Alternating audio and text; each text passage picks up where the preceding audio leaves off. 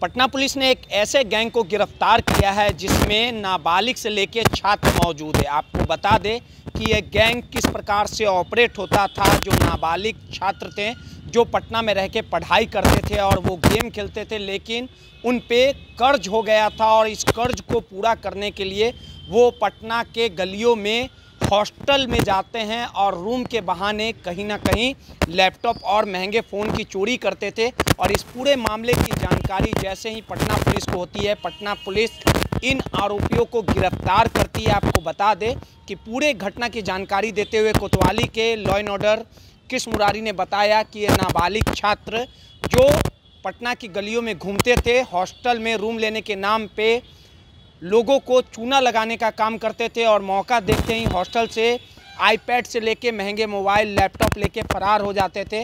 और इनके काम करने का जो तरीका था वो काफ़ी नायाब था। ये जो सातिर नाबालिग छात्र थे जो रैपिडो के माध्यम से पटना की गलियों में घूमते थे और उसके बाद महंगे मोबाइल की चोरी करके वो दूसरे गैंग के सरगनाओं को बेच देते थे और वो गैंग नकली फर्जी दस्तावेज बना के ओलेक्स पे ये तमाम महंगी मोबाइलों को बेच दिया करते थे। और इस पूरे मामले की जानकारी जैसे ही पटना पुलिस को होती है, पटना पुलिस सीसीटीवी और अनुसंधान के क्रम में इन तमाम अधिकारियों तमाम आरोपियों को गिरफ्तार करती है और इनकी गिरफ्तारी बुद्धा कॉलोनी थाना क्षेत्र से होती है। और वहीं दूसरी घटना की बात कर ली जाए तो दूसरी घटना पटना के कोतवाली थाना क्षेत्र में एक बाइक चोर को गिरफ्तार किया गया है जो जिसके पास से मास्टर की है, जो कई गाड़ियों की चोरी करता था। तो सीधे तौर पे कहा जा सकता है कि जो भी लोग राजधानी पटना में रहते हैं और महंगे शौक रखते हैं और ओलेक्स के माध्यम से अगर वो इलेक्ट्रॉनिक सामानों की खरीदारी करते हैं तो उन्हें कहीं ना कहीं सावधान होने की ज़रूरत है,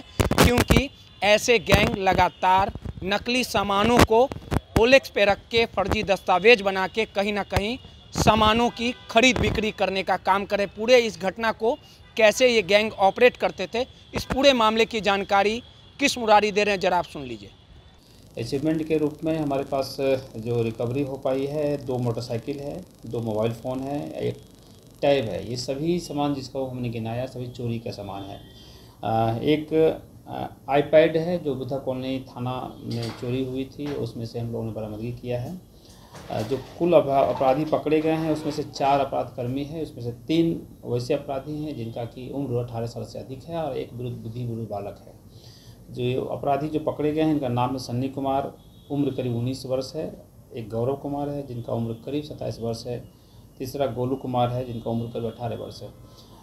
जो दोनों घटना है कुल मिलाकर के जो बुद्धा कॉलोनी और कोतवाली थाना में जो हम लोगों का रिकवरी हुई है, बुद्धा कॉलोनी में से जो कुल 2 कांड का उद्भेदन हुआ है और 2 कांड का उद्भेदन हुआ है। उनके जो अपराधी पकड़े गए हैं इनसे हम लोगों ने जो बात किया है तो बात करने क्रम में जो काफ़ी इम्पोर्टेंट बातें करी है, उन्होंने कहा है कि ये पढ़ाई लिखाई करने के कारण से यहाँ रहता है और ये मूलतः रहने वाला कहीं बाहर का है, यह मूलतः शेखपुरा जिला का रहने वाला है। एक जो बुद्धि बालक है और उसके साथ जो संगी साथी हैं उनके बारे में बात कर रहा हूँ मैं।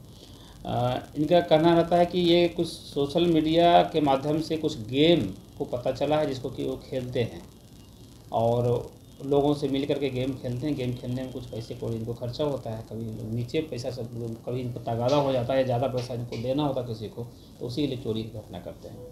इन्होंने बताया कि हॉस्टल खोजने के नाम पर जो जितने भी हॉस्टल्स हैं उसमें जाते हैं और देखते हैं कि अगर बच्चे किसी कमरे में नहीं हैं तो उसमें से जाकर के उसका टैब रखा हुआ हो या लैपटॉप रखा हुआ हो या मोबाइल रखा हो लेके चले जाते हैं।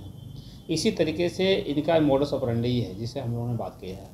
मोबाइल को क्या करते हैं कि मोबाइल जैसे ही इन्होंने भेज दिया तो उन्होंने नए मोबाइल प्रयास करते हैं कि वो चोरी करने का या फिर कम यूज़ किया हुआ मोबाइल को, उस मोबाइल को ये बेचते हैं। एक गैंग है इसका जिसको कि बेचते हैं, वो जिसको बेचते हैं 20, जैसे हमने बात किया तो बताया कि 20,000 के मोबाइल को हम लोग 7,000 8,000 में बेच देते हैं। संभव है कि 5,000 में मोबाइल बिक गया हो, कभी 6,000 मोबाइल बिक गया हो। लेकिन जिनको बेचा जाता है वो क्या करते हैं कि इसका एक कागज़ बनाते हैं कि वो लगे कि ओरिजिनल कागज़ है। उनको पता है कि चोरी का मोबाइल है, इसलिए वो यूज नहीं करेंगे। वो क्या कर रहे हैं, उसका कागज़ बनाते हैं जिसको ओरिजिनल कागज़ दिखे। उसके बाद उसको OLX पर डालते हैं और OLX पर डाल करके उसको पूरा रीसेल होता है। तो ये एक तरह का सिंडिकेट है और उस तरीके से ये काम कर रहा था। तो आपके माध्यम से मैं इस चीज़ निश्चित रूप से कहूँगा कि जो इलेक्ट्रॉनिक सामान है, जो OLX पर के थ्रू कोई सामान खरीदते हैं तो पहले वो सावधान रहें, देख लें कि वो सामान कैसा है और कहाँ से आ रहा है। दूसरा, इन्होंने बताया कि चूँकि लैपटॉप या टैबलेट में जब सिम यूज करेगा तभी कुछ उनको हो पाएगा, अदरवाइज़ टैबलेट जो सिमलेस टैबलेट है जिसमें कि सिम की ज़रूरत नहीं है, तो वैसे जिसको ट्रैक नहीं किया सकता है आसानी से, वैसे सामान को वो मार्केट में भेज देते हैं। जैसे लैपटॉप हो गया, उसको ट्रैक नहीं किया सकता है तो उनको मार्केट भेज देते हैं। तो इनका ये मॉडस ऑपरेंडी है काम करने का। दूसरी चीज़ है कि जो हम लोग ने कोतवाली थाने में एक हम लोग ने चोर को पकड़ा है, जो कि मोटरसाइकिल के साथ में पकड़ा है। मोटरसाइकिल के जो चोर पकड़ा है उनके पास मास्टर की था। कोई भी मोटरसाइकिल जो लॉक किया हुआ है उसको इस की के द्वारा खोला जा सकता है।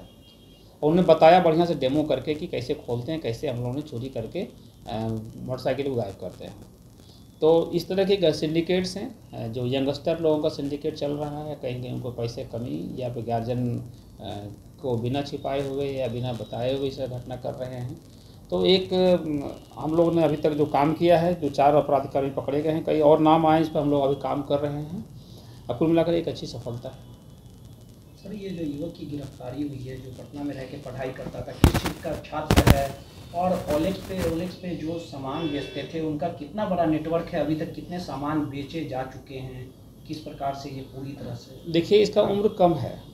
ये इन्होंने बताया है कि अभी जस्ट 12th किया है, इसका अभी 17th के आसपास होना है। नवंबर जब आएगा तो 17th होगा, जैसा इन्होंने बताया है। इसीलिए मैं उसको डिटेल में डिस्क्लोज नहीं कर पा रहा हूँ आपको। लेकिन इनके जो सिंडिकेट में है, इसी आसपास के उम्र वाले हैं, कोई 20 साल का है, कोई 22 साल का है, 25 साल का है, ऐसे ही उम्र वाले लोग हैं। किन्हीं को लैपटॉप की ज़रूरत है तो वो मार्केट में ख़रीदने जाएंगे, 80,000 90,000 लगेगा, तो वो बढ़िया लैपटॉप उनको 20 से 25,000 में मिल जा रहा है। तो इस तरह से एक सोडो नेटवर्क बना करके, भले ये नेटवर्क अभी हम लोग बड़े लेवल पर नहीं कह सकते हैं, लेकिन छोटे लेवल पर इनके द्वारा रैपिड काम किया जा रहा था, जो कि इनका ट्रांजैक्शन ज़्यादा हो रहे थे। हम लोगों ने जो बात किया है, उन्होंने कहा है कि सर हम लोग जहाँ भी लैपटॉप मिल जाते थे, जहाँ मोबाइल मिल जाते थे, या रोज़ का काम था इनका, प्रत्येक दिन का काम था, उसमें से कहीं किसी दिन मिल गया, किसी दिन नहीं मिल गया। एक चीज़ और उन्होंने कहा कि इनके पास पैसे, जैसे इनके पास यदि कोई व्यक्ति, चूँकि इनको मोटरसाइकिल चलाने नहीं आता था, तो मोटरसाइकिल चलाने वाला व्यक्ति को पकड़ता था और वो जा करके वो किसी हॉस्टल पहुँचाता था। अगर वहाँ पहुँचा के छोड़ दिया तो हॉस्टल में से चोरी करके निकला ही बंदा, फिर वहाँ से स्पीडो बाइक, जो आप देखते होंगे रैपिडो बाइक, उसको उन्होंने यूज करता है और उसके थ्रू कहीं चला जाता था। तो ये इनका मोडस ऑपरेंडी था, काफ़ी तरीके से उन्होंने हम लोगों को बताया। रैपिडो का इस्तेमाल? जी, रैपिडो का इस्तेमाल होता था। आसपास के लोग जो मोटरसाइकिल चलाते हैं उनका भी इस्तेमाल होता था, और इनके लगातार ही क्राइम हो रहे थे। एक दूसरा मामला भी सामने आया सर, एक नाबालिग युवक ने अपने, तो आपने सुना कि एक बड़ा नेटवर्क था, बड़ा नेक्सस था। अब तमाम आरोपियों की गिरफ्तारी हो चुकी है और कहीं ना कहीं उन माता पिताओं को भी ध्यान देने की ज़रूरत है जिनके बच्चे राजधानी पटना में पढ़ाई लिखाई करते हैं और कहीं ना कहीं गलत संगति के वजह से वो अपराध का रास्ता चंद पैसों के खातिर अपना लेते हैं। पटना से दर्श न्यूज़ के लिए रोहित कुमार की रिपोर्ट।